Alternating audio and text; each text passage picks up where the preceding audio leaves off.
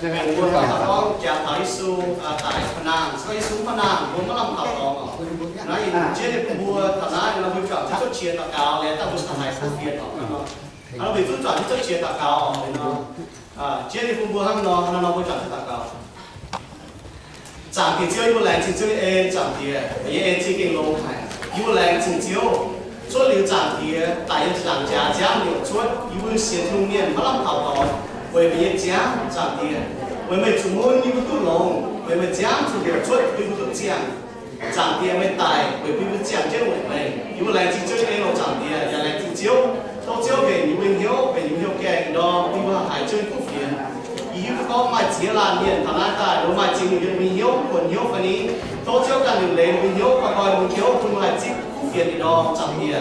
Tôi chơi sinh linh, tôi công yêu, đọc cái đèn thì đó,คุณให้คุณช่วยผู้เขียนคุณให้ฟาร์มให้พ่อคุณแม่จากเดียคุณหายเมียนั่นจิตใจมีโลขอเป็นคุณแม่ที่คุณแรงจิตช่วยเองเราจากเดียมีอะไรจิตเชี่ยวจากเดียมาจีราเมียนจ้องจะผมนะนั่นเป็นแต่กระเจี๊ยบคุณให้ครับชุดใจนะคุณละอย่างกับเชี่ยวอย่างผู้สู้เชี่ยวที่อะไรจริงก็ปัจจีราเมียนเมียนด้วยเฮียจากเดียคุณให้ใครผู้เขียนอย่างคุณเชี่ยวก็มาเยี่ยมเยซูเก่งมาลำข่าวของลำน้ำข่าวจากเดียที่คุณแรงจิตช่วยเองเราจากเดียอย่างที่ก็อย่างนั้นมันชอบเย่รู้ไหมจริงคนเดียวเจ้าจากเดียรู้ไหมเจ้าเจ้าโตเจ้าอ่อนเป็นเดียวส่วนมันเชื่อมถึงยุ่งจากเดียยุ่งตรงมันรู้เชื่อมถึงเย่โตเจ้ากันเองเช่นมันโตเย่จากเดียอย่าฟิ้งเย่มาเจ้ามาจริงแปลงเจ้ามาจนเย่ไซจากเดียต้องมาการเขาเรียนวัวจากเดียอย่ามาเจ้าเนี่ยมาโกยแปลงจากเดียคุณมาให้เกียรติคุณมาให้โซเวนต่างๆทำไว้จากเดียว่าแรงจิตช่วยเองตันฮะอย่าแรงจิตเจ้าจากเดียที่เราอยู่มาจากไทยเจ้าผู้เฟียนเก๋โลให้ผู้เฟียนเขาทำให้ตายขนาดยังจะจังจามตานะฮะอยู่วิธีเจ็ดจะจังเจ็ดเนี่ยคุณไปตัวเจ็ดเจ้าแบบแมนจังเดียคุณอยู่เสียเขาเจ้าเนี่ยอย่ามาห้ามลำเขาจังเดียยังเราต่างกันให้เจ้าสุนัว Amen. Well, it is our privilege and honor again to have Dr. Dan Au with us again this time. Dr. Au is my friend and also my mentor. And we've been friends for a long time and also co-laborers, so I'll let him share a little bit more about himself later. I hate to see all night when you toy, when you talk to toy, and to toy. Yeah, Dr. Dan Au, honey, yeah, to to lao, the teen eyes and to hang to. Chúng ta có đi sao có ra lùng đấy quân lùng đĩa ha, đây lùng đĩa nó còn này thảo này sẽ có ta liền con đen thảo này, nó vừa chip đi gọi hay.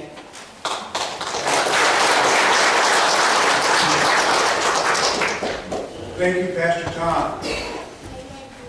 It is an honor and privilege to be here with you this morning, and it is wonderful to see so many familiar and smiling faces. Hey y'all, cái quạt người chung, ya quạt mai chế tao chê nhé, ya tên hiền nhưng chiết tu nhé, tên chiết tu ở phải hết quạt người chung, quạt chê nhé lâu nhé. Happy Easter. Bè ngồi đi chào thầy Yesu tại Phật Nam như hồi. He is risen. Ní cái Phật Nam nhé. And you say he is risen indeed. Đó ní cái Phật Nam nhé, muốn bảo hắn nó cho con. Let's try it. He is risen. He is risen indeed. Amen. Bè ngồi nhé. Let's try it one more time. He is risen. He is risen. Amen. Would you turn in your Bibles to the 28th chapter of Matthew's Gospel? Vua chọn cho con thì vua mà tai sâu nhìn bên trang đó. I'll read in English first, and then Pastor Tom will read in Mien. Đi tổ yếm bên vua và đi tổ yếm miền mà. In the end of the Sabbath, as it began to dawn towards the first day of the week, came Mary Magdalene and the other Mary to see the sepulchre. And behold, it was a great earthquake. For an angel of the Lord descended from heaven and came and rolled back the stone from the door and sat upon it. His countenance was like lightning, and his raiment white as snow.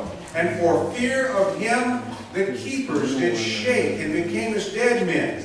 And the angel answered and said unto the women, Fear not, for I know that you seek Jesus who is crucified. He is not here, for he is risen, as he said. Come and see the place where the Lord lay. And go quickly and tell his disciples that he is risen from the dead, and behold, he goes before you into Galilee. There shall you see him. Lo, I have told you. And they departed quickly from the sepulchre with fear and great joy, and did run to bring his disciples word. And as they went to tell his disciples, behold, Jesus met them and said, "Oh, joy!" And they came and held him by the feet and worshipped him.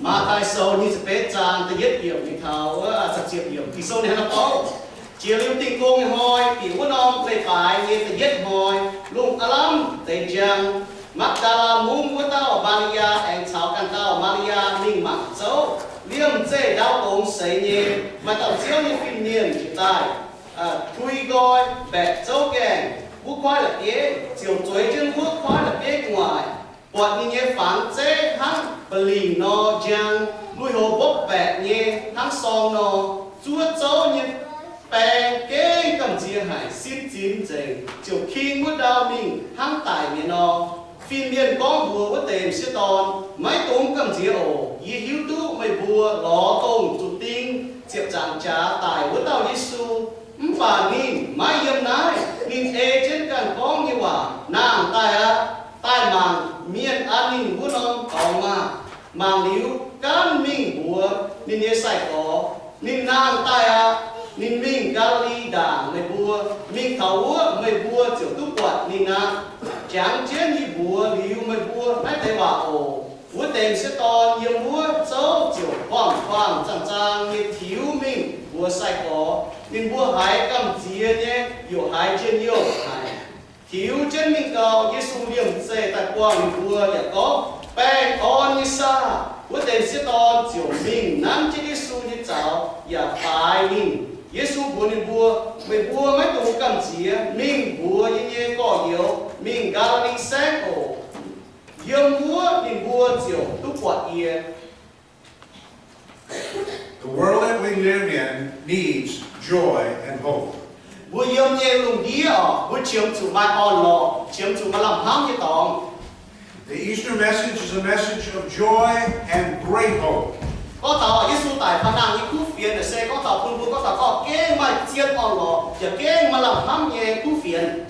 My wife Linda and I have been traveling for several months. Nên nhiên sẽ to trả chân nhìn ở chút sao lùng đi xong hả nhỉ nhé. We just arrived back a few weeks ago from India. Chỉ ta có thể chỉ nói một bài ở quốc gia ta ở India sẽ East India là cô. When we were in India, we were privileged to minister at a graduation for a college. Yêu bố India là cô à, tôi mạch chán trong khu phiền như vừa học kỳ sơ và học kỳ sơ học to. We were involved in leadership conferences for men and for women. Bây giờ mạch chán cháu tôi số bế nhân nhiên cháu chàng chăm xiết. We even had the privilege of ordaining 2 young men to the ministry. Bây giờ kiếm ý tao về luôn miền sai, số thiên nguy cô. We also had the privilege of traveling in the last months to my home area of the United States, the Deep South. Bây giờ mạch chán thì tao trả đi chút xe to ở yếu Deep South. This reminds me of a story from my home area. Có tàu nái nó chàng tàu đi trả đi luôn đi chỗ đi hai tệ cố không có. I grew up in Cajun country in Louisiana. Đi vô như bữa Louisiana nó sẽ có. Let me tell you a story about 2 Cajun pastors. Điều có thảo nó qua phán phải qua tế phải có thảo câu có thảo ý tao như bữa chúng tôi miền. One was named Pastor Boudreaux, Mà tao hiểu chúng tôi miền thì hiểu Boudreaux nào. and one was named Pastor Thibodeau. Này mà tao hiểu Thibodeau chẳng phải có thảo chúng tôi miền thì muốn hiểu. Those are 2 Cajun names. Tế tao là tôi muốn phí miền đi bùa. And one pastored the Baptist church on one side of the street, and the other pastored the Methodist church on the other side of the street. Để mà tao cho chúng tôi miền yếu Baptist chụp bang, tao cho Methodist chụp bang, ít thì tao những cái cung chéo. And one day they decided they needed to put up a sign. Mà hỏi nó có một salon, nó có một ăn cho nó một bài, pha cho nó một yến một chéo. And the sign said, "Now I'm going to talk in a little bit of Cajun dialect." Để đi con tệ tụi như phình như hòa. The sign said, "Stop yourself. Để mà nó yến bằng năm bài nó có mê chút tin. Don't go no more. Tụi mình á. Turn yourself around. Chúng tao găng xuống. The end is near." Vua đào chiều mà tao phát hạ. So they finished putting up the sign. Nếu thôi ăn bản năm bài ăn trên năm yến đấy. And a man came driving by in a truck. Mà tao nhìn nhớ trên năm chia.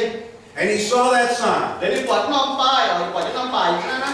And he rolled down the window of truck, 你開你見得， and he started cussing and he started fussing. 你只講話賺，只講好，只講錢用嘅， He said, "You guys are religious nuts. 唔好啦，佢寫錢呢，呢個錢都話攞嘅， All you talk about is the end of the world and Jesus coming back." 唔好講就講哦，弄啲腳攞，弄啲頭攞，嗰個耶穌準啊， And he rolled his window up and he kept on driving. 你關啲鏡嚟，有啲錢你， In just a minute, 你一直關住了， they hear a scream. 你係個都唔鬧， And the man says, in an untranslatable Cajun word, "Sacre!" 你係咪叫啊鬧啫？就唔係你講話鬧啫，嗰個講啦， And they hear the brakes of the truck. 你係當日猜別驚你會。 And they hear the horn of the truck. Honk! 你哋係爭開驚你會， And they hear a big splash. A splash! 你係轉但會， And Pastor Boudreaux looked at Pastor Thibodeau. 人哋都中島面爛袋， And he said, 你哋係講本你中島袋， "Do you think we just should have put 'bridge is out' on the sign?" 我是講咁大啦，就係講哦，我打我就鬧面，學生我講夠你哈， Well, the world that we live in, the bridge is out. 我要你錄啲哦，唔打你當啦，就是當你煩惱面， The world is a broken place. 我鬧錄啲啦，เป็น鬧你當，เป็น壞你當。 I believe Jesus talked about the days that we are living in and the days shortly to come. 我以前講，耶穌講頭講一陣會要嘅識別黑色會開，佢講唔撈隻河頭。 In Matthew chapter 24, he said, 要馬大數28章，耶穌講， "Many false Christs will come. 唔係指到盡加你嘅話帶， Wars and rumors of wars." 唔係火炸，唔係講頭講火炸咗。 And both of those things are happening around the world today. 不過咧，講地中時咧，而開出嚟咧唔知啊。 As I travel around the world, there are people that are looking for a Christ, a Messiah. 你路啲啦，你有啲路啲你中古片嚟，或者參演個攞耶穌基督攞到唔到就招啦。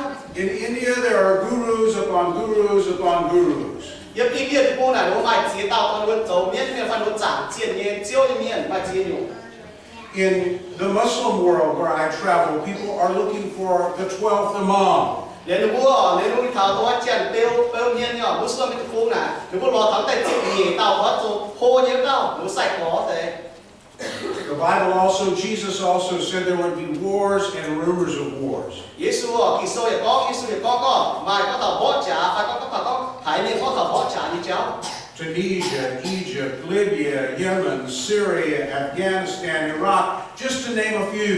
ตัวใจนี่เศร้าถึงแต่เนาะอัฟกานนี่เราบุกว่าอิรักบุกว่าซีเรียบุกว่าอียิปต์บุกว่าที่เศร้าที่เศร้าไม่เนาะซ้ำใจก็เป็นเทียนโจทย์ที่ผู้มันหาลูกบ่จ่าไม่แปลงอ่อนไม่ใครแปลงเองบุง The Bible, Jesus also warned about famines. ที่โซยต้นตาก็อ้อยไม่เขาก็ตะปุงหานี่เจ้า Hungry people and starving people. เมียนงอหางตะปุงกายอ๋อ And in a time when some countries have so much, บุปผาที่น้องจะหอยนะน้องบ้านปุงเก่งมาช่างไหน others have so little. เดี๋ยวที่น้องปุงกันน้องปุงอยู่กันมาก And the leading cause of death of mortality among children is starvation. อย่างนั้นลูกเดียวเนาะตัวไปช่วยฝ่ายไหนนู้นจนเสียนู้นตายนะมันจะนู้นงอหางตายก็ช้ำจีนอยู่ Jesus warned of pestilences. เยซูก็ตรัสว่ายิ่งมาจีนหนุ่มว่าเยซูจะตาย One of the things that we did in India was minister to widows who were suffering from HIV. เรียนอยู่นู้นทางอินเดียปุงนู้นเทงเนี่ยเสียตัวเอากว้าเมียนไปเอาบวกกว้าเมียนตัวนู้นมาว่า HIV นี่แบ่งว่าตรงให้สอนลงนี่แบ่ง And then there are the pestilences that we are aware of that are man-made and radiation. เดี๋ยวมาจีนอยู่ตัวป้าเมียนโจเนี่ยแต่โจแต่หอยจะพูดกันเรื่องป้าเมียนหอยจีนอยู่นี่แม่ Jesus also warned of earthquakes. 耶稣也ต้นตาก็ดาวตรงนี้เจ้า The radiation and the earthquake tie together in the situation in Japan that the world faces. ผู้ป่วยญี่ปุ่นว่าผู้ป่วยเนี่ยดาวตรงสองแต่กันนะชุดแต่ชงเนี่ยเป็นแปลงนะฝีเท้าเนี่ยรู้จอดจะต่อยดาวตรงเร็วถึงนั้นชุด Haiti still suffers from the devastating earthquake that it experienced. ผู้ป่วยเฮดิผู้ป่วยจันทร์ผู้ชอบแต่เด็กว่าเขาถามตัวดาวตรงนี้เจ้า We were not able to visit in Indonesia this year because of a giant volcanic eruption and earthquake. Thì hàng đúng hai mươi Indonesia cũng ở bên chúa cái đi đào mà volcano ở bên nhà cái đi đào chốt tại liền quật tàu xịt như vậy chốt tàu. And Jesus warned of persecution against those who would believe in Him. Yesu ya tôn tạo có số xiết thu miên ở trong miền kinh bò ở trong miền hỏi. Since I was with you the last time, 120 plus people were killed in a bombing of a church in Alexandria, Egypt.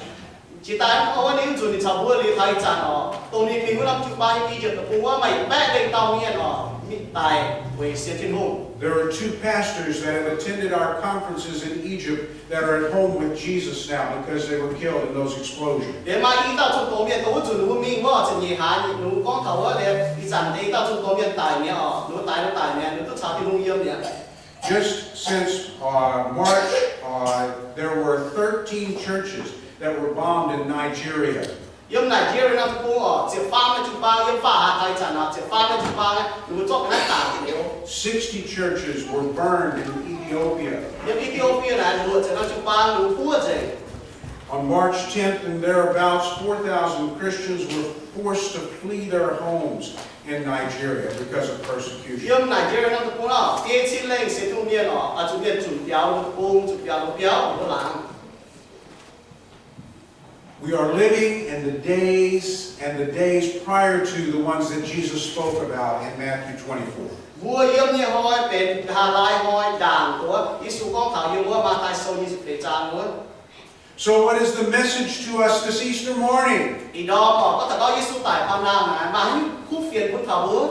In the face of all of that gloom and doom, in spite of all of that reality, Bố quả chia những cho tài hoài sĩ o như sĩ chia những tòa cha đi sao đó. Nhưng cũng không thể chung cho tán bà mà nhưng mà làm ham con vua sẽ thu miễn. we can still rejoice and have hope because of Jesus.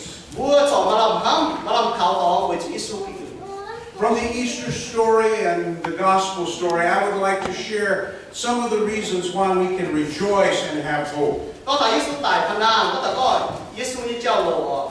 Giờ có thảo bùn vua có về hay những vua mà làm ham cũng có quả chia những sĩ hoài sĩ sắp tài. We can rejoice and have hope in Jesus because He preached His purpose very clearly. Vua mà làm ham mà làm khảo đó với Chúa Giêsu Kitô. Con thảo niệm mẫu tề đi chun thảo niệm mẫu tề mình nghe. He preached His purpose that He was born to die. Ni có thảo niệm mẫu tề ở đi xuất xe tai ôi chụp tài. He was born to die for a purpose, to pay for sin. Ni xuất sẽ tại tài ni mẫu tề tài với chúng ni ở tài ở chúng tài với chúng quân nhân chúi.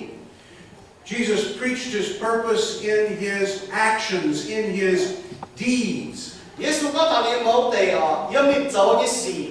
At the beginning of His earthly ministry, Chỉ có đi chỗ thiên công với chỗ hồ hang ni có thảo niệm mẫu tề nhá. John the Baptist was preaching in preparation for Jesus' coming. Thế nên chiều hôm như lễ tao Gioan sẽ nên chỉ có điều lễ về giảng có thảo Giêsu ở tai. John the Baptist was asked, "Are you the Messiah?"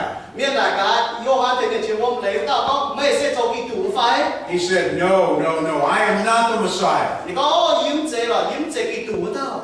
The Messiah is coming, and I am not even worthy to unloose His shoes." Ni có Gioan thế nên chiều hôm như lễ tao có Giêsu Kitô ở tai kia chúng quỳ tu thế nên đồ hệ hàng phải che hệ hàng phải.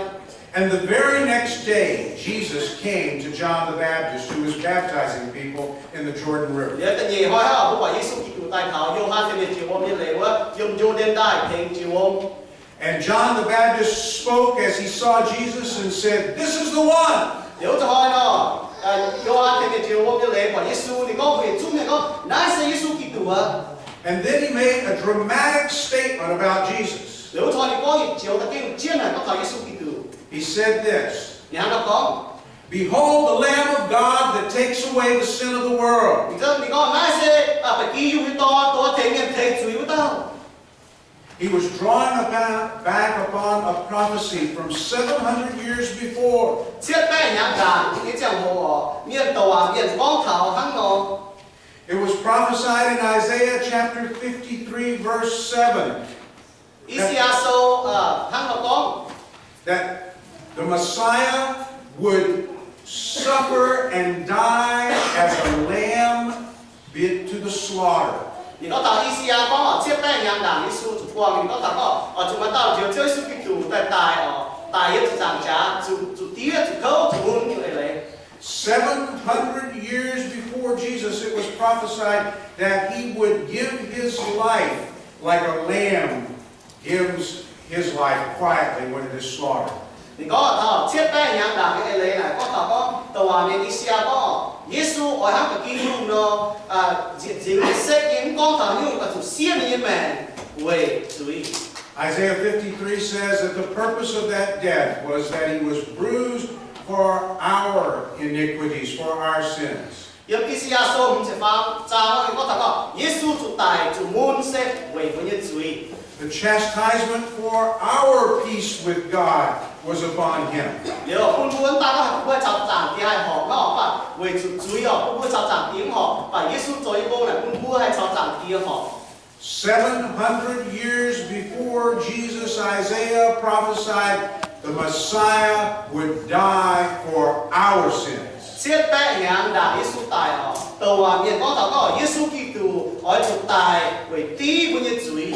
When Jesus heard John announce him as the Lamb of God, 耶穌係約翰講，乃是不基用一當。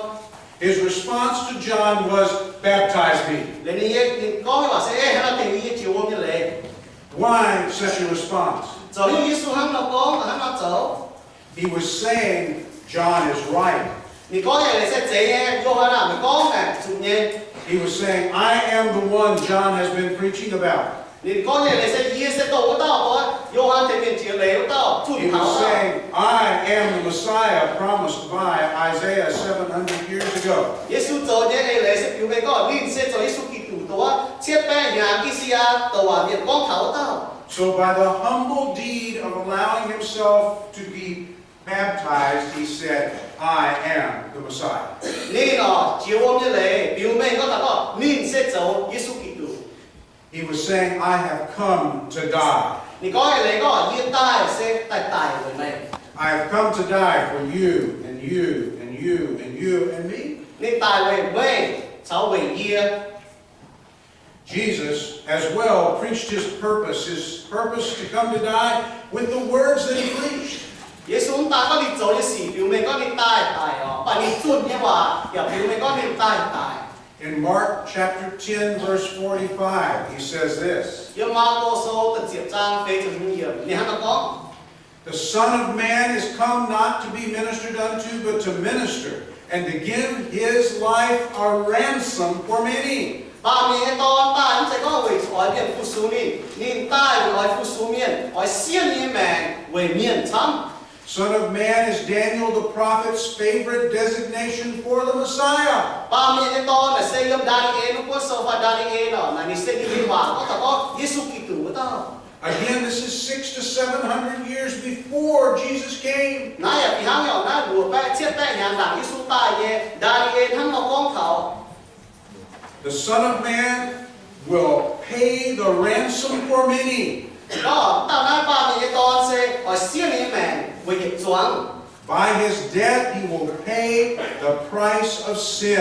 với chúng mình tài ở đến đi sai mà phải chuộc phải với ba mình cái chuối By his death, he will pay the penalty of sin for all men. với chúng mình tài ở như thế ba mình cái chuối So we can rejoice because Jesus preached his purpose. bữa mà ở lò để rồi sự Yesu đi chun khảo nhiên máu tề We have the hope of forgiveness and peace with God because Jesus paid for our sin. bữa hai chúng ta chẳng thì họ nhiều hai mai bè on nhé với chúng Yesu Kitô tài về với những chuối Sin separates us from a holy God. chuối bữa hai lê coi chỉnh chỉnh những tình huống But Jesus has paid for those sins. và Yesu ở những tài về chuộc bữa phai về mái bữa phai về tí với những chuối So that when we place our faith in him, có bữa xiên khảo nhiên his payment is put on our account. nếu cho nó bữa hai phút chip những chỉnh chỉnh như mẹ và những chỗ những cô And a holy God can accept us as his children. nếu cho chỉnh chỉnh những tình huống hay chip mua hay mảng mua hay quân mua bên đi nằm nhiều Rejoice and have hope. bữa cho on lò với chúng bữa mà làm hăng tỏng You cannot pay for your sins. 没买买该罪该没干那做没干， There is only one Savior. 买不到就就哈， He is not me. 唔这伊哦， He is not Pastor Tom. 也唔这你， He is Jesus Christ, the Messiah. 其实耶稣基督。 The second reason we can rejoice and have hope this morning 第二樣我係買冧，冚買冧靠黨哦，射喺度。 is that Jesus promised his resurrection. 耶穌領這個年代年不能， In Matthew, Mark, Luke, and John, all four Gospels, 有馬太書、馬可書、路加書、約翰書，別本不變哦，講真， Jesus said, I will be betrayed. 耶穌講以後就變賣嘢， I will be crucified. 以後就跌入上架， I will rise again on the third 為 day. 咗不能帶就翻開， He promised his resurrection. 你領這呢個愛不能帶。 The Gospels were written from a period of time 20 years after Jesus' death 你估變頭嗰20年，耶穌大了， to a period of time 60 years after Jesus' death. 你多一年你大了你就冇。 The apostles never forgot. 你工作也賣到你哭，頭耶穌講嘅話， Jesus promised his resurrection. 為住耶穌嚟，這個你愛不能帶。 The gospel is no gospel without the resurrection. 哭變真在哭變了，所以耶穌帶你唔怕難咯。 In 1 Corinthians chapter 15, the apostle Paul says, I declare unto you the gospel. 因第一個你多數就唔知喎，保羅講喎，以講唔會哭變在很難啊。 And then in verse 3 of chapter 15, he says, this is the gospel. 因第三個嘢喎就唔知，我講哭變在到哪啊？ Gospel means good news. 哭變做咩嚟？講驚龍係一變， It means the best news. 即係那個龍啊，驚龍字嘅。 It means our only hope for a right relationship with God. 哭變係講會哭嘛，係都知哭變，係唔係都炒漲嘅嘛？ So what is that gospel? 哭變係要， Simply this. 耶穌你喺度講。 Christ died for our sins. 耶穌大為你罪， He was buried. 你不要奸， Why is that so important? 乃是奸害。 Because it shows he really died. 表明講你奸奸大嘅， And he rose again on the third 你 day. 特發開人不能大。 Jesus died, was buried, and rose again for our sin. 耶穌大，你不要奸，你不能大，為你罪。 Paul further argues in 1 Corinthians chapter 15, verse 14. 連保奸保羅講要接備用，保羅講奸， If Christ is not risen, 是講天父唔值難大， then our preaching is empty. 你會做你不變啊，乜諗路？ Our faith is empty and worthless. 會寫你教寫乜諗路？所以耶穌大你不能難。 The resurrection gives our preaching meaning. 為住耶穌大不能難，會唔會做嘢買嚟？ It gives our faith that hope, and it gives us salvation. 你耶穌大不能難，但係會唔會做嘢買嚟嚇？會唔會嘛諗貪黨，嘛諗靠黨？ Paul makes it even clearer in 1 Corinthians 15:17. 你保證直接用我保羅係講這係救命節。 If Christ is not raised, your faith is vain. 哦，所以講耶穌基督唔都不能大咯，會寫你教呢，乜諗路？ And you are still in your sins. 會錯賣罪嘅行路呢？ Because of the resurrection of Jesus Christ, 為住耶穌大你不能大， our sins are paid for. 你會嘅罪都天空找藉。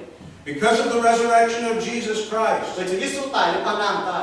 we stand before God in the righteousness of Jesus Christ. 我係所有站嘅就面為住耶穌呢清淨嘅命， Salvation is not based upon how good I can be, 我都叫諗就講哦，依就係龍，依就係龍嘅面， but upon the goodness of the Lord Jesus Christ. 咁話耶穌就係龍清淨嘅命，使用耶穌， He paid for our sins. 耶穌啊，你大為主我買我做大， He was raised from the dead. 人哋別這樣，就發我不能大。 And the third reason we can rejoice and hope in Jesus is that his claims are proved. 你就發我冇諗下為主耶穌講嘅話，佢做得對定嘅， His promises are true. 你靚嘅話又幾正嘅。And it is proved for us by his resurrection. Kinh chiên của chúng mình có như hòa cho ta tối trẻ của chúng mình tại mình phàn nàn tại cái chúng mình có như hòa. What did Jesus claim about himself? Yesu có những thảo mình cắn. Who did he claim to be? Yesu có mình sẽ tổ hành táo. He made it very clear. Mình có mình sẽ tổ hành táo. He claimed to be God. Mình có mình sẽ sinh to thiên phụ. His miracles demonstrate this. Mình cho những bộ họ như sĩ giang hồ biểu minh thảo mình sẽ thiên phụ. In the Gospel of John, there are 7 miracles. Tôi Gioan như sau bài xiên những bộ họ giang hồ như tôi Yesu Kitô. They demonstrate that Jesus is God. Chúng ta xiên những bộ họ như sĩ biểu minh thảo có Yesu sẽ thiên phụ. He turned water into wine in chapter 2. Để cho vốn thiếu bền tiêu cho tình trạng. He is the Lord of quality. Linh sẽ mai này nó linh sẽ chiếu có lồng như chiếu. Those who drank the wine said it is the best. Đã tao hô có tiền có này bên lồng hải nhiệt này. Water turned to wine. Vốn thiếu bền tiêu. In chapter 4 of John's Gospel, he demonstrated that he is the Lord over distance. Để你講頭嗰個要特肥站，你講頭表你講，你sẽ做招官發嘅個，你做中意招。He healed a nobleman, a rich man's son, from a great distance. 人咪到在面哦，都唔知一個，你多一個一老吧，耶穌係做，所發嘅個人唔知半耶穌，耶穌係要咁樣講。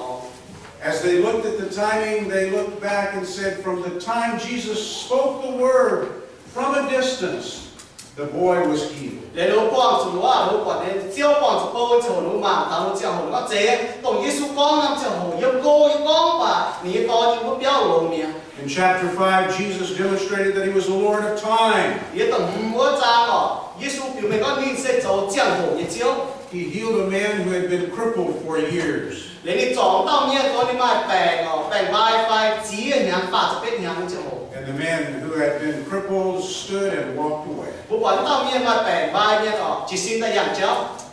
In chapter 6, he proved that he was the Lord of quantity. 因到羅嗰爭哦，耶穌表明講你識做招嗰用嘅招。He fed 5,000 people plus 你會2000裡面， with loaves and fishes from a little boy. 你到多嘢表炒豬亨。In chapter 6, he demonstrated that he was the Lord of nature. 你又表明一到羅爭嗰頭話你識做用這大嘅招。 By walking on the water 你讓我明明。 in the midst of a storm. 唔講咪指你我唔難你嘅，把你讓我明。 In chapter 9, he demonstrated that he was the Lord of circumstances. 你要特專爭啊！你表明講你講你做招用事嘅招。 He healed a man who had been blind from birth. 你在到面講精咩？你開精咩嘅面？你做老面。 He had never seen, 你唔覺字啊？到面啊！ and yet he saw clearly. 所以寫緊覺字哦，唔做那你做你用精將得嘛都覺。 And in chapter 11, he declared himself to be the Lord of life. 你要前一爭啊！耶穌表明你日頭你講啊，你識做將命嘅招。 A man by the name of Lazarus had been dead for 3 days. 到面你背後拉斯拉你大你都過開面。 And Jesus stood at his grave and he spoke these words. 耶穌說啲嘢做啊，講地話。 Lazarus, come forth! 出嚟。 And the man who had been dead for 3 days, still bound in grave clothes, 咁當面大你過開就整啲嘢呢， walked out of his tomb 你讓啲出你嘢做得， and bore witness to the fact that Jesus is God. 你表明快做裝這個耶穌嘅做天父。 Not only by his miracles did Jesus teach that he was God, 咁但係你做一部學事，表明嗰啲係天父。 but by his word he taught that he was 咁 God. 但係你教啲話嘢，講你係天父。 In John chapter 8, he was confronted and questioned by the religious leaders of his day. 入約翰數俾炸喎，嗰陣法師面、西律師面作隻難嘅呢。 And basically they said to him, "Who do you think you are?" 你嚟講咩？講咩都肯得啊！ And Jesus said, 耶穌講。 "Before your father Abraham was, before he was ever born, before he ever came into being, I am." 耶穌講過喎，但係我好睇嘅，亞伯拉罕要快出世之後，耶要冇啊。And when he said that, 你喊我講嘅之後， they picked up stones to stone him with. 如果裝了別大嘅中年人， Why? 為什麼？ Because they understood what he was saying. 為什麼必要講你講嘢聲音？ They understood that he was saying, I am the pre-existent one. 你必要講耶穌講話講耶穌到啊，當初快戰爭，當為ông thầy nghe cũng cái yêu mất đâu, yêu mất đâu chiếu. I am the one who always was, always is, and ever shall be. 耶穌講戰爭yêu一陣yêu mất đâu. He also, in that statement, identified himself with the God of the Old Testament. 你當諗錯，你講到要得，要就話哦，寫表面嗰頭嗰面寫表面琴，嗰面寫做到啊，只有塊賺啲用路型話得天父。When Moses was commissioned of God to lead the people of Israel forth from Egypt, 會賺啲哦，我寫見到派我寫到以色列人出埃及半嘅之後， Moses said to God, Who shall I say has sent me? 我寫大家天父話，喺以會面講喺度奉義，但喺度派義面。 And God said to Moses, Tell them this, 你天父講我寫，會肯我講， I am hath sent. 派位。 I am. That's the name of God. 嗱，寫天父嘅父哦，講大哥，你父講 I am 嗰隻話。 The name of God who led Israel forth from Egypt. 到天父，到以色列人出埃及嘅父。 So when Jesus said, I am, 耶穌講耶穌， he was saying in a way they could understand, I'm the God of the Old Testament. 你講嘢嚟，半面係嘅係朋友講，你寫到啊用路型話得天父，但到得天父。 And again, they understood. 你每日朋友講耶穌識到喺度。 How do we know they understood what he 我 was 係你都講，你朋友耶穌講嘅話， saying? They reached down and picked up rocks 你會攞住裝邊架外裝， to kill him with those rocks, 外裝耶穌， to stone him for blasphemy. 為住你講嘅話呢，最天父咁樣嚟嚟。 But Jesus proved who he claimed to be. 咁但耶穌就明，表明講你唔講嘅話，喺你做嘅事，表明講你識到喺度。 By his resurrection. 你大你困難，表明講你講嘅話，你唔識到喺度。 He proved as well what he claimed to do. 你大講你講嘅話，肯但你唔講你大你困難，表明講你做嘅事。 You remember he said, the Son of Man came not to be ministered unto, but to minister and to give his life a ransom for many. 會就同你講呀，下面你當隻大為你來付數，把付數面，為先你命為裝面。 The disciples believed that with all of their hearts. 有種嘅工作會細個會忠誠，你會耶穌講嘅話。 The resurrection empowered those frightened, scared men who were hiding away for fear. 冇辦法，耶穌大你困難大，搬到咁自己嗰啲細個，嗰條即係耶穌大之後，你咁自己個表變成，你為耶穌大你困難了，你會勁咁自己知耶穌講嘅話勁正。 And those who were frightened became fearless. 我到咁自己變就係咪擔啊？ And they began to spread the gospel around the world. 你會接講進苦片講路啲啊？ And the gospel spread across the Roman Empire. 你苦片接講賺了啊，羅馬城、羅馬宮。 And it spread to India even through Thomas. 你講你頭印度宮，托馬亦都係講到苦片得嚟。 And I have met people in India who trace their spiritual heritage back to the Apostle Thomas. 你幫助地正，你話印度宮清單，你講睇嘅時候做呢？耶穌嘅細個，耶穌講做係進苦片會喎。 And what did these early disciples of Jesus gain for preaching the gospel? 咁地總講做細個，我都用到進苦片嘅之後呢？ Many of them were martyred for their faith. 買自己教會做進苦片，我做大會做善嘅。 Paul was beheaded. 我話保羅做嘢家做嘢家。 Peter was crucified upside down. 我話彼得做嘢釘大啊，特揀釘大。 Thomas was torn in two by elephants. 你我話托馬啊，我攞隻龍斬拖病機命呢。 Yet they preached with nothing to gain in terms of earthly things. 咁啊，我做唔少苦片，我講唔多，原來是當片呢個啦。but with joy and hope because heaven was their home. 为主路马浪哈马浪考当，不过我们都有那些长法，为主路听当，所以为标我们给马浪他们。Now there's one final thing I'd like to point out that we can rejoice and hope in this morning. แต่ถ้าไล่สิ่งก็ต่อก็ผู้ให้มา浪他们ยังนะสิ่งที่เราต้องการ Jesus Christ is returning. 耶稣เราเองส่วนใต้ Jesus Christ is coming back. 耶稣เองส่วนใต้ต่อบัว In John chapter 14, the Lord Jesus Christ promised his return. ยมโยฮันโซจะเฟจาง耶稣แหลงที่ก็มีเองเตาบางส่วนใต้ต่อบัว He was speaking to his disciples just prior to his being crucified. นี่ก็วันนี้ต้องโจ้บัวด่างเนี่ยจะติ้งจะจังจ้าตาย And he said, do not let your heart be troubled. ก็ไม่ตูงยกเจ้ายกหวัง Believe also, you believe in God, believe also in me. เอาจุดเสียเขาทิ้งหูอย่าเสียเขาเยี่ย In my Father's house are many mansions. อย่ามีเตียนอย่าเปี้ยวเสียไปอย่ามีตองช้ำเย่ If it were not so, I would have told you. สกอไม่เยี่ยจุ้งบัวไม่บัวเมีย I go to prepare a place for you. ยี่อย่ามีดูเลยตองคุณไม่บัวเยี่ย If I go to prepare a place for you, I will come again. ยี่มีดูเลยจางตองคุณไม่บัวเยี่ยยี่เองใต้โต้ไม่บัวมีชาวยี่บัว I will receive you unto myself, ยี่จิบบัวชาวยี่บัว that where I am, there you may be also. ยี่ยังหาดูยี่ชาวยี่บัว And where I go, you know, and the way you know.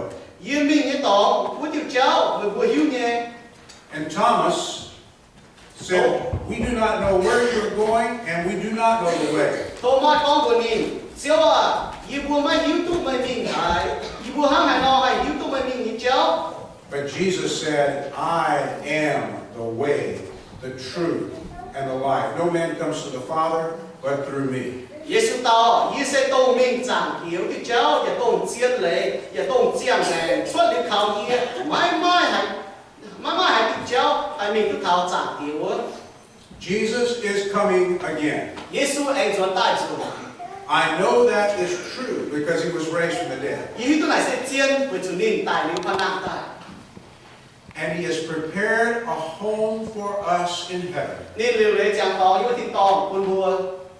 God's people have looked forward to being at home with Jesus for 2,000 years now. 写通里面哦，我做见，哦，都朝耶稣耶，已经向带着我，头一站啊，慢点参也做见，我忙到耶稣带到路开。 I met a man in India the other day. 伊帮咱面有印度的工，我开。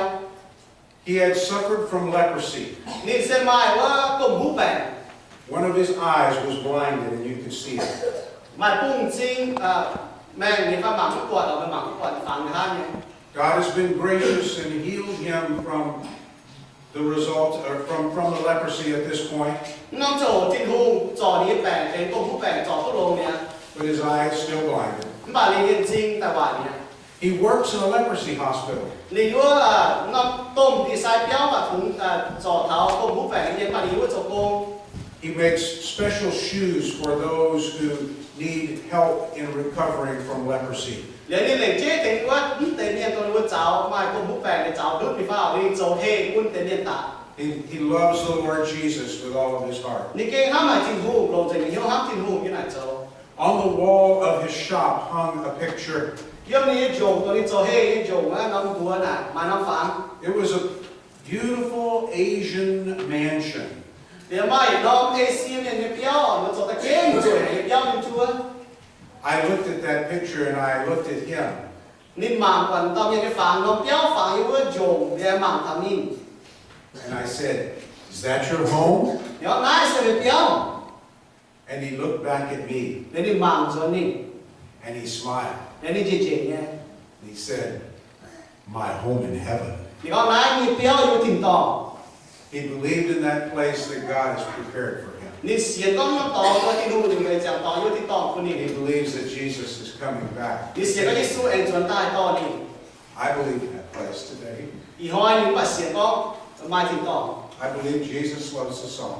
อีเสียก็ยิ่งสู้อย่าห้ามเวทซุ่ม I believe Jesus wants us to go home to be with him. อีเสียก็ยิ่งสู้ว่าเวทซุ่มฉันยังไม่ลองเปี้ยว I I believe he's coming very soon. ý sẽ có liền lúc lao thật tài à How can I believe such a thing? giờ nói xiên tôi thì chẳng bị con thì cháu Because he is a God of promise. vì chủ nên sẽ tôi cháu thiên phú tôi nên làm như vậy thì e trên cháu không có hiện của tao thiên phú He promised he would rise from the dead, and he did. nên làm chứ có điều tài điều khả năng tài những cái e trên cháu If he said he's coming back, he's coming back. nên này làm chứ có đi ở chuẩn tài nên kênh chuẩn tài If he said there's a special place prepared for you and me, nên có đi làm chứ có mai làm chế tao nên liều lên chẳng có mấy chẳng kia there is a place beyond our ability to imagine. đến năm tao na kênh long hải vua ba miền là hám giải tao The Apostle Paul, in one other passage of Scripture, gives us a wonderful reason to hope in the coming of Jesus. Paulo mày hiện cái số này có thể có vua họ chúng ta làm hám hải của Chúa Yesu tài như hỏi In 1 Thessalonians chapter 4, he says this, nhưng tới cái Thessalonica số này hay mà có I would not have you to be unaware, brothers, concerning those who are asleep, thì có giờ quân muốn tự sao tạo tố biên chuẩn xế của tề that you sorrow not even as others who have no hope. một quân tự sao hám miền tố mà làm hám tỏ như sao For if you believe that Jesus died and rose again, even so them also who are asleep in Jesus will God bring with him.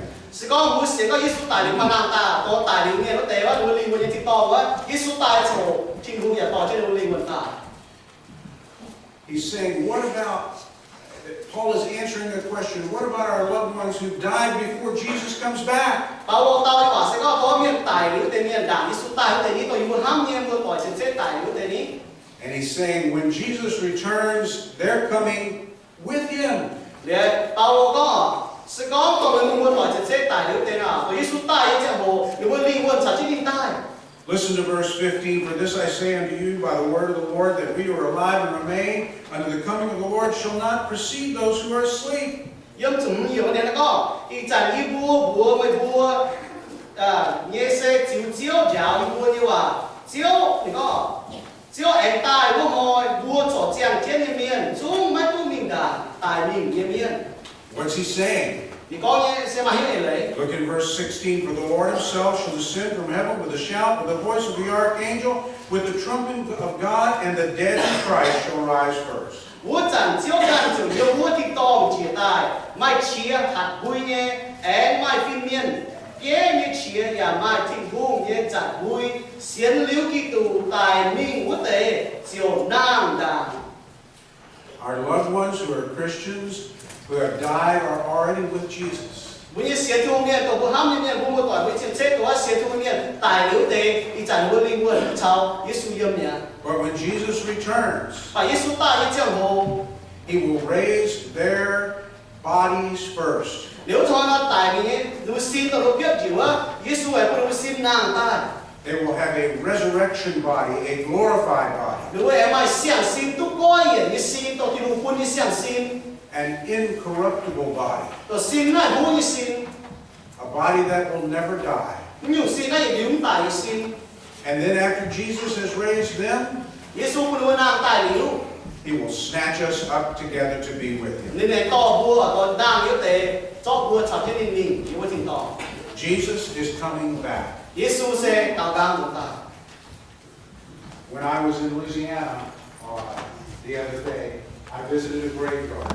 nên mình thảo đi Louisiana nên mình thảo có châu kền This is a cousin of mine. nãy sẽ đi em mua tỏi And we're standing there at a grave, and then just moments later, my wife and I were standing at the grave. Do you see the gravestones? mua quả nhẹ có thể mà châu kền mua quả lúc bùa nhẹ My last name is Hiles, I-L-E-S. có quả nhẹ bùa nhá là móc tỏi như bùa That is my father's grave beside my wife. nếu trên này sẽ to là sẽ đi tè nhẹ tóm biết như tóm And then beside me is my grandfather's grave, Daniel Iles. I am his namesake.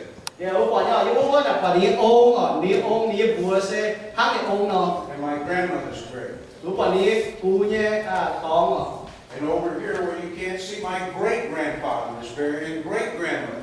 nếu chiếm mảnh cung thì mua mắng quả đi ông thái cụ thái ở As I was leaving that graveyard, nếu mình chỉ cònอย่างchỉ trao mình thắm nó suốt ngày năm châu kề As I drove away, I began to cry.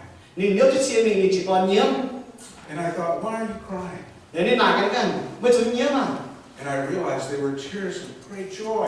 nếu mà chúng mình chỉ có nhiễm mà mình giàu mà mình nhiễm mà chúng mình hết Because those graves are going to open.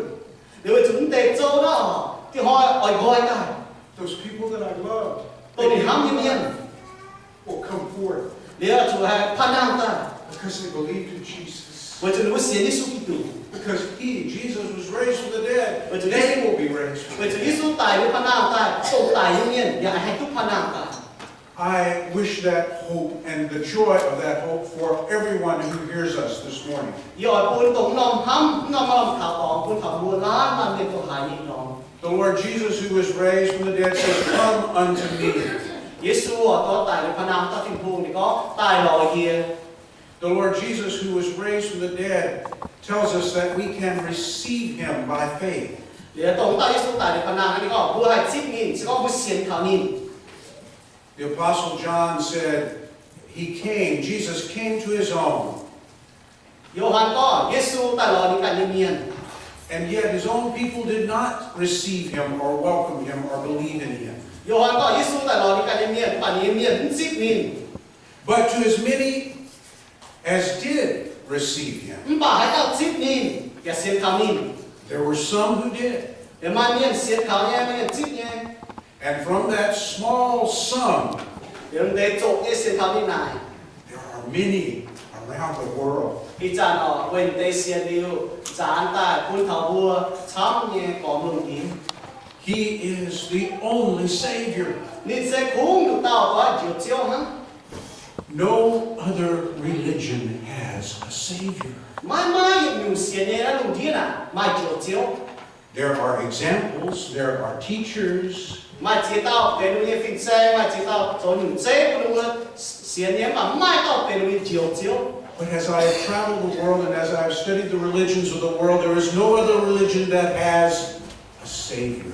nên mình yêu có một thảo luận đĩa xiên nhé cháu mình có một đĩa chụp phúc phiền nào nên mạng thảo cha thảo mai mai hay phim miền xiên nhé cháu mai chiều chiếu cho mình mua xiên nhé. This morning, the Savior, the Lord Jesus Christ, who died on the cross to pay for our sins, who was raised from the dead as God and man, offers salvation, forgiveness, based upon what He has done. Thì đó mà tôi Yesu Kitô tồn tại như rằng cha tiếp chết ta pha phan nam ta mình phun thảo vua la miền hay tu chiều với chúng mình giàu như con sẽ có một chiếc nhìn Hope and help in this world can come to you through Jesus today. hiện nay bà kia là cũng làm hám làm khảo tòng sẽ cùng thông thảo Yesu Kitô bố hai chị con mà là hám làm khảo yêu bị hoi sẽ có một sự khảo Yesu. All you need to do is open your heart to Jesus and ask Him to be your Savior. Bố hai cháu sẽ coi qua bên hiểu chính Yesu cho đi chiều chiều Trust Him. xiên khảo nhìn anh xiên khảo nhìn cũng tao hắn Let's pray together this morning. bố chọn tất cả cao đó mà If you would like to place your trust and faith in Jesus, pray along with me. sẽ có một chiếc nhìn ở xiên khảo nhìn một cuốn sổ trên đi con Dear Lord Jesus, chẳng kia I believe in you today. ý xiên mấy đó I believe that you are God and man. ý xiên có mấy bên ba miền bây giờ bên tô miền I believe that you died on the cross to pay for my sins. ý xiên có mấy tài yên đằng cha về chúa ia về mái như chuối I believe that you were raised from the dead on the third day. ý xiên có mấy tài linh mấy phan nam tài ta phàm hoi I ask you to be my Lord and Savior. ý thô mấy cho như chiều chiếu và bên như chiếu Please forgive me of my sins. thô mấy quảng như chuối Help me to be the person you would have me to be. quân như hai bên miền có mấy giấy tài ý hai chiang ấy chết mấy mẫu tệ I pray this humbly in your name, Lord Jesus. yên là tao cáo yếm Yesu đi bùa Amen. amen If you prayed that prayer this morning, có mấy cái hắn nói tao cáo này the Lord Jesus heard your prayer. Yesu hai mấy tao cáo như vậy And He has come into your heart and into your life. nên hai biển mình hiếu biển mình mà And He has given you forgiveness and hope. And He wants to be your help for the rest of your life. nên cũng mình làm hám tòng làm khảo tòng nhà nên bên đó mình đào khảo đi tòng nhà này sẽ trả God bless you and thank you. Tôi thường sẽ phúc buồn về chung ở chủ đề chia chung ở là muốn chụp vào và tây thì là chia chung có thảo con về nhu thì buồn mà làm thám tò mà làm thảo tò về chủ hai thì đo mua hài nọ về chủ chiếu đi xuống đi phân nàng tài đi chàng chơi đi hỏi vua hay tu chân nhiều hay tu on nọ yếm nín nọ